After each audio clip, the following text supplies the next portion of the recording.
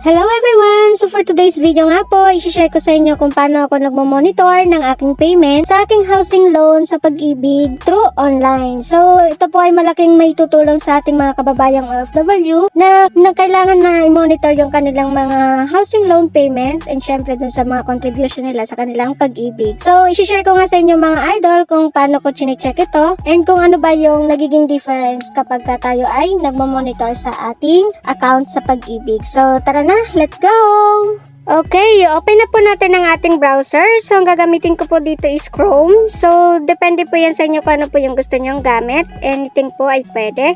So, itatype lang po natin sa ating search bar yung Pag-ibig Fund Services. So, under po ito ng HDMF or Pag-ibig. So, ang i-open nga natin dito mga idol is yung ating virtual Pag-ibig. So, itype lang po natin dito Pag-ibig Fund Services. So, after that po is, click na natin yung go.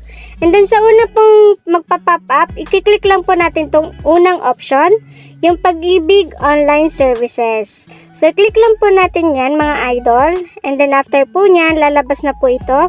I-click lang po natin itong square na maliit sa taas. So, i-check lang po natin yan and then proceed. So, and then po sa baba, check po natin yung login. So, make sure lang mga idol na meron po kayong account dito sa virtual Pag-ibig. So, sa sunod po na video, ituturo ko sa inyo kung paano gumawa ng virtual Pag-ibig account. So, after po i-click yung login, i-click po natin yung continue. And then, after that po is mag-a-appear na itong inyong login account. So, i-click lang po natin yung email address. Ilalagay po natin yung ating registered na email address and then yung ating pong password na ginamit sa ating paggagawa ng virtual Pag-ibig account. So, make sure lang po mga idol na tandaan nyo po yung inyong password para po hindi tayo magkaroon ng problema. So, after po natin may click yun, click go and then ito na po yung lalabas sa ating account. So, may makikita po kayong tatlong line sa dulo. Yan. Click po natin yung tatlong line sa dulo. And then, after that po is lalabas na yung option. So, scroll down lang po natin and then makikita po natin dyan yung mga options. So, click lang po natin yung housing loan.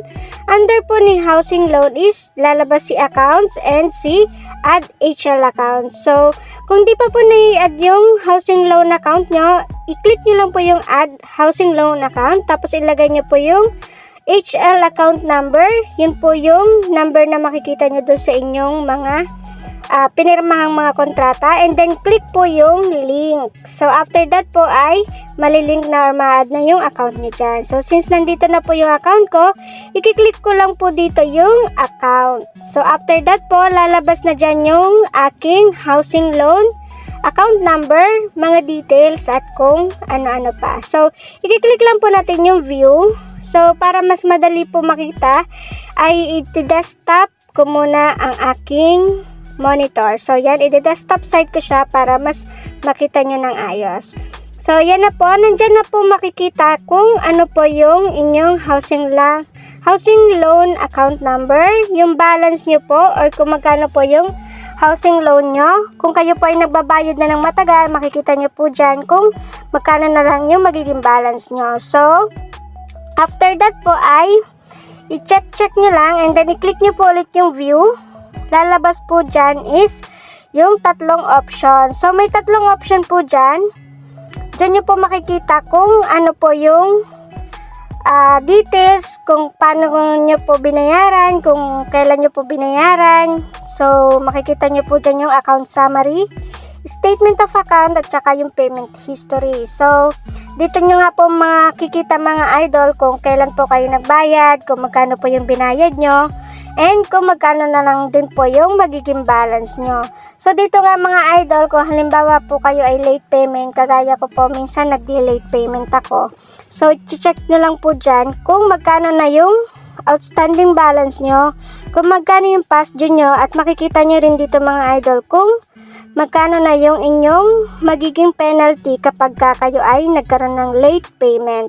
So, since nagbayad na po ako this month, so nagkaroon nga po ako ng late payment almost a month or almost 4 months. So, makikita po dito kung magkano na yung binayaran ko.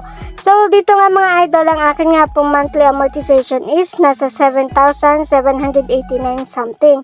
So, yun po yung binabayaran ko monthly. So, dito mga idol, makikita nyo kung ano yung information ng account ninyo. So, mas madali ito mga idol kaysa magtiwala kayo dun sa mga third party na mga collector. Kasi, sa akin pong experience, meron pong third party collector na nag-chat sa akin sa messenger and sobrang kulit nila, sobra.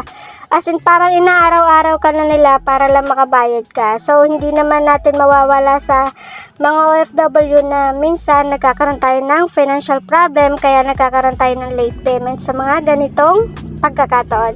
So, mas maganda na dito mga idol kung mamomonitor nyo or magkakaroon kayo ng account sa Virtual Pag-ibig at sure na rin na safe yung pagbabayad ninyo. So, yun lamang mga idol. Sana nakatulong ang information na ito sa inyo and keep on watching lang sa mga susunod kong videos at i-share ko sa inyo yung iba ko pang experience sa ating Pag-ibig housing loan. So, yun lang. Maraming salamat. Please don't forget to subscribe, follow, and share this video para po makatulong din sa iba nating kababayang OFW.